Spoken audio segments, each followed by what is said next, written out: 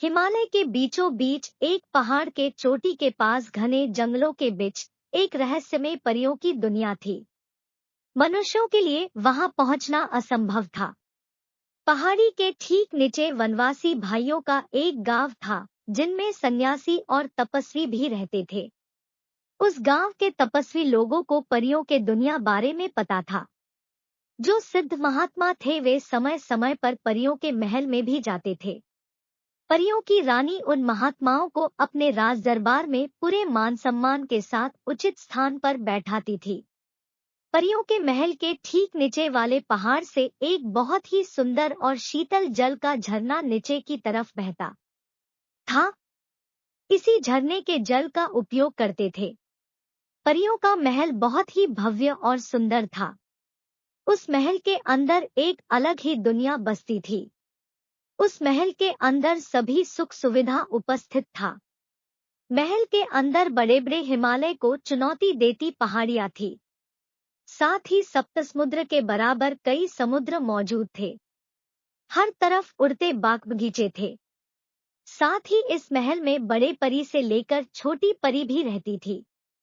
परियों के रानी की एक बेटी थी जिसका नाम शीतल था, लेकिन अपने नाम के विपरीत वह बहुत शरारती थी। शीतलता वाला कोई गुण उसके अंदर नहीं था। वह हमेशा अपने शरारत से महल में कोई न कोई मुसीबत उत्पन्न करती ही रहती थी। एक बार उसने अपनी शरारत से महल के अंदर की दुनिया में अपने विशेष शक्तियों का उपयोग करके सभी परियों को तितली बना दिया था और दिन भर उनके पीछे पीछे दौड़ते रही और उनको परेशान करती रही। महारानी के डांटने पर उसने अपना जादू वापस लिया और सभी तितलियों को वापस परी बना दिया। महारानी के लाड प्यार ने शीतल परी को और बिगड़ैल बना दिया था। यदि महारानी परी शुरू से ही अपने बच्चे को प्रेम के साथ साथ कठिन अनुशासन का पाठ पढ़ाया होता तो आज यह दिन नहीं आता। शायद सही कहा गया है कि माता पिता को कुम्हार की भांति बच्चों को बाहर से सहलाना चाहिए और अंदर से कठोर बन उनको अच्छा शेप, उनका सर्वांगीण विकास करने का प्रयास करना चाहिए। क्लास में नंबर ज्यादा लाना ही मात्र आवश्यक या महत्वपूर्ण नहीं है, एक्स्ट्रा करिकुलम भी आवश्यक है।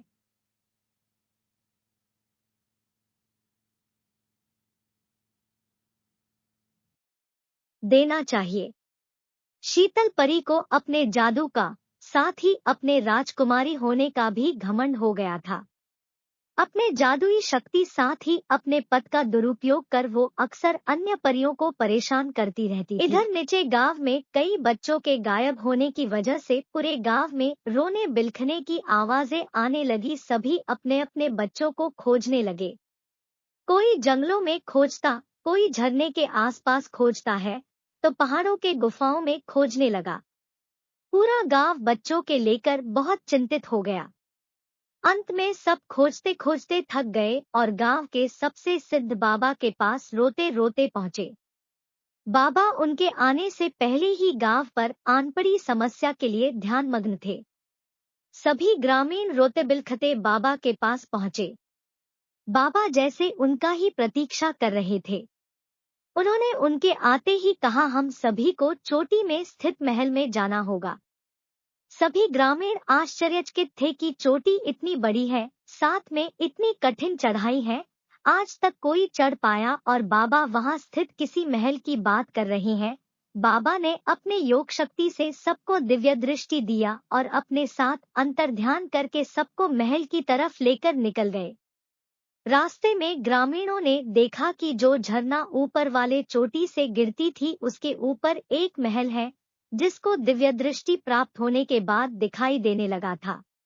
साधु बाबू नियम के उल्लंघन से आहत थे, इसीलिए बहुत दुखी थे। उन्होंने राज दरबार में जाकर परियों की महारानी को बहुत कठोर भाषा में समझाया कि यह जादुई शक्तियां ईश्वर ने आप सभी परियों को विश्व कल्याण करने के लिए दिया है, सभी प्राणियों के रक्षा करने के लिए दिया गया है। आपकी पुत्री ने एक बार नहीं अनेक बार इस नियम को तोड़ा है और जब तक उसे वास्तव में अपनी गलतियों का प्रायश्चित नहीं होता उसकी शक्तियां मैं उससे ले रहा हूँ। साधु बाबा ने आंख बंद कर अपने इष्टदेव को याद करके कुछ मंत्रों को बोला और देखते ही देखते राजकुमारी शीतल परी का जादुई छड़ी और उनके दोनों पंख विलुप्त हो गए। इस कहानी से हमें यही सीख मिलती है कि हमें कभी भी अपनी शक्तियों का दुरुपयोग नहीं करना चाहिए। हमें कभी अभिमानी या घमंडी स्वभाव का नहीं होना चाहिए। हमें हमेशा अपनी शक्तियों का प्रयोग सभी प्राणियों के सुख में करना चाहिए।